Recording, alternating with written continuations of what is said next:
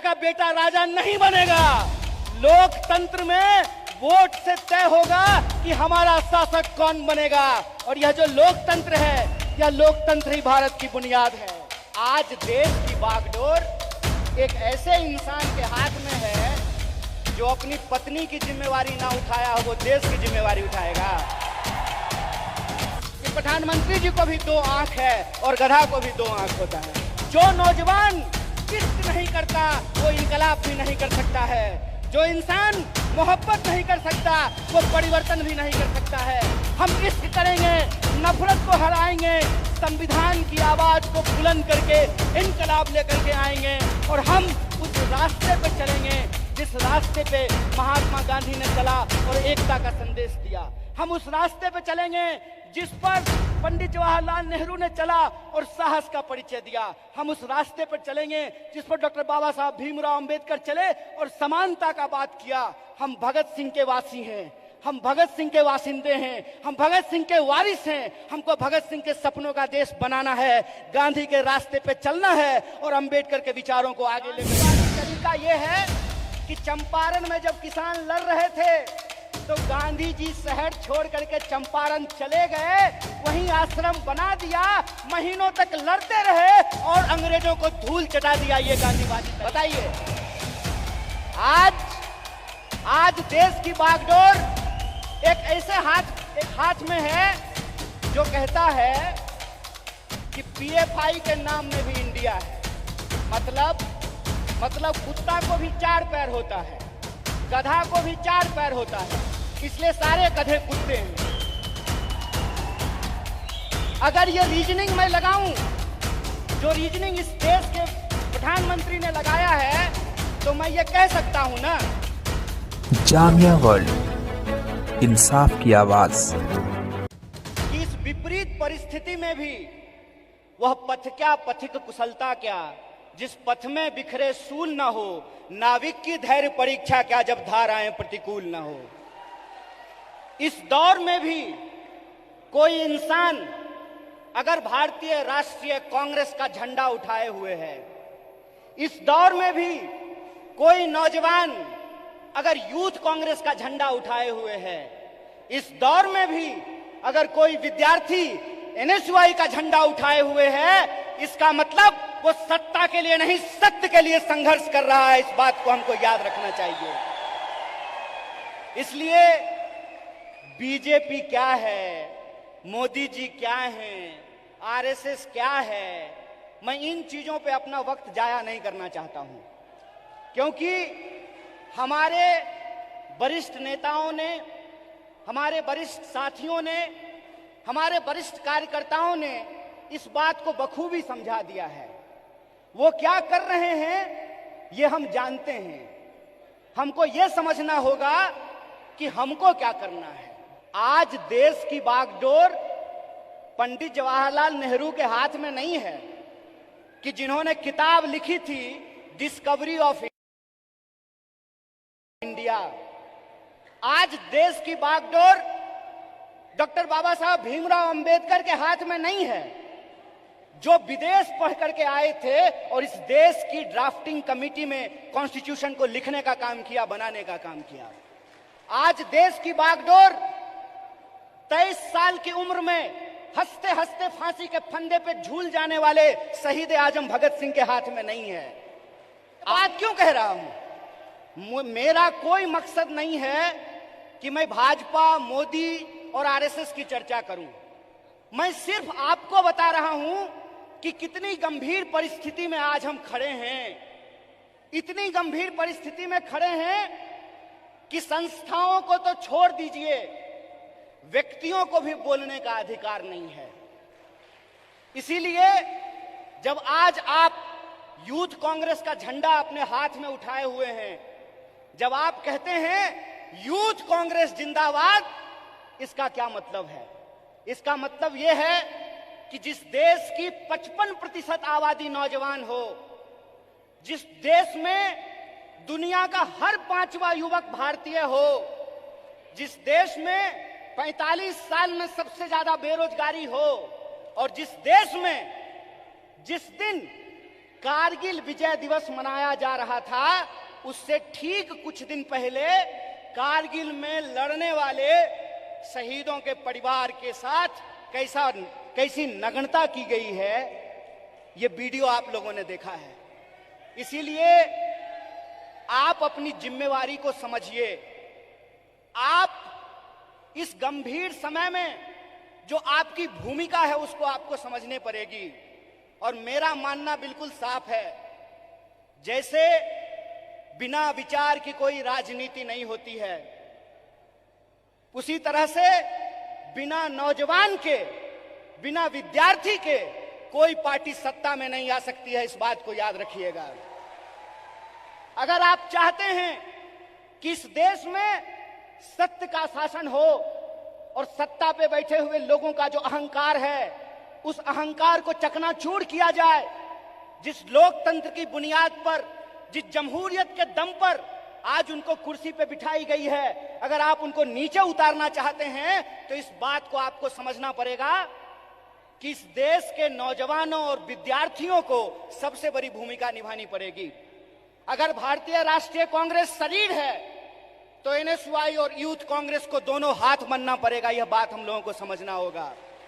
जब तक इस देश का फर्स्ट टाइम वोटर, जिसके मैसेज में, जिसके स्नैपचैट पे, जिसके इंस्टाग्राम में, जिसके व्हाट्सएप पे झूठ परोस करके, मिस इन्फॉर्मेशन परोस करके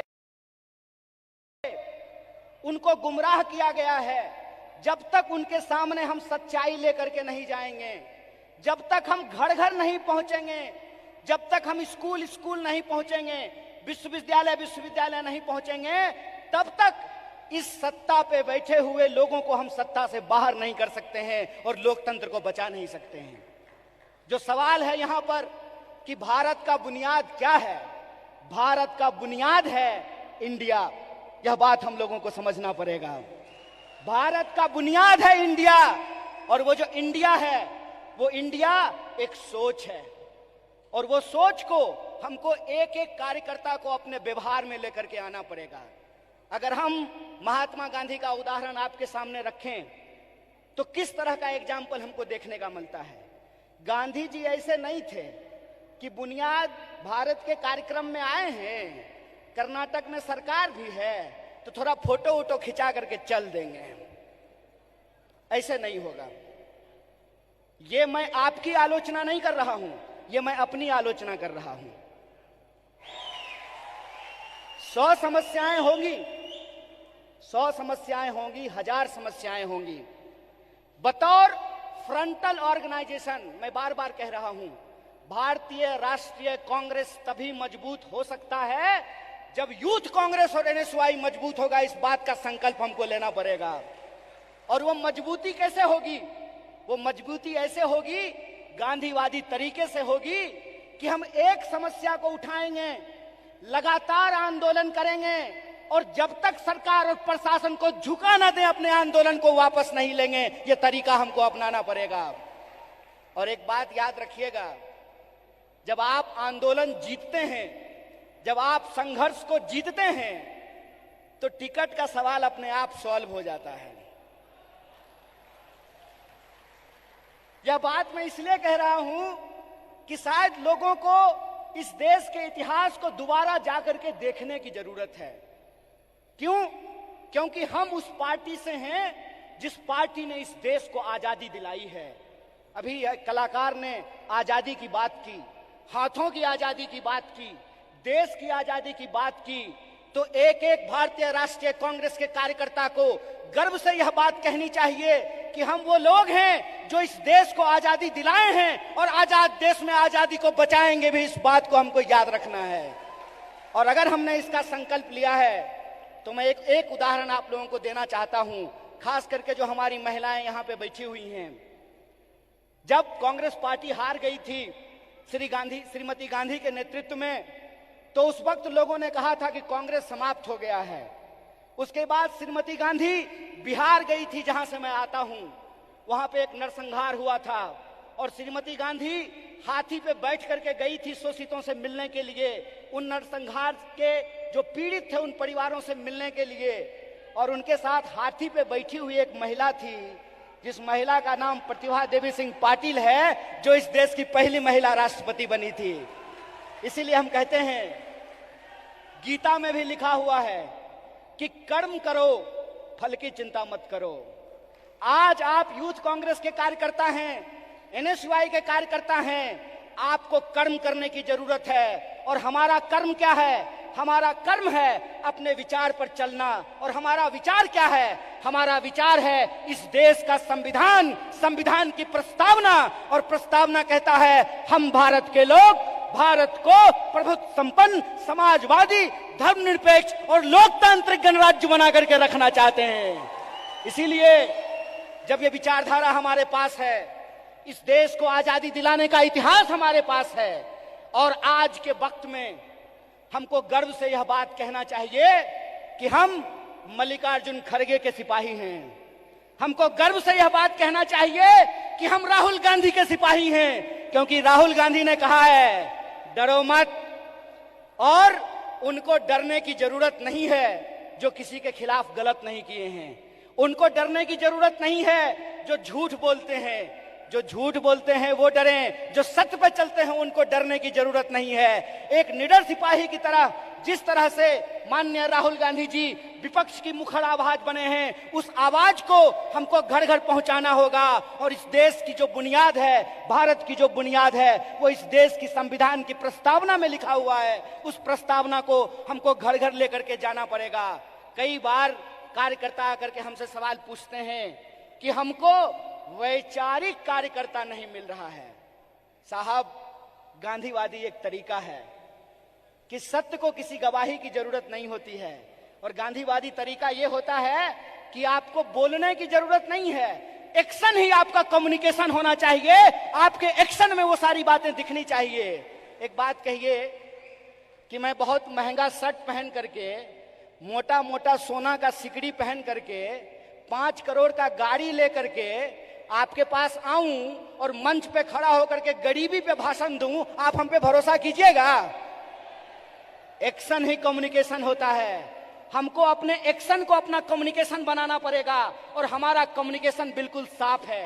हमारा कम्युनिकेशन बिल्कुल साफ है कि यह देश सबका था, सबका है और सबका रहेगा। यह हमारा संकल्प है। हमारा संकल्प है कि इस देश में पैदा होने वाला कोई भी व्यक्ति, चाहे उसकी जाति कुछ भी हो, इस देश में पैदा होने वाला कोई भी इंसान, चाहे उसका लिंग कुछ भी हो, इस देश में पैदा होने वाला कोई भी मनुष्य, चाहे उसका धर्म कुछ भी हो, वो इस देश का नागरिक है। और नागरिक होने का मतलब होता है कि ये लोकतंत्र ही भारत की बुनियाद है। और इसी लोकतंत्र को बचाने का काम यूथ कांग्रेस के एक एक कार्यकर्ताओं को करना पड़ेगा। हम जो झंडा अपने कंधे पे लिए हैं, यह झंडा सिर्फ एमपी एमएलए बनने के लिए नहीं है। यह झंडा इस देश की आजादी को बचाने के लिए। इस बात को याद रखिएगा। इस देश में 2 तरह के लोगों के बीच लड़ाइयां हो रही है।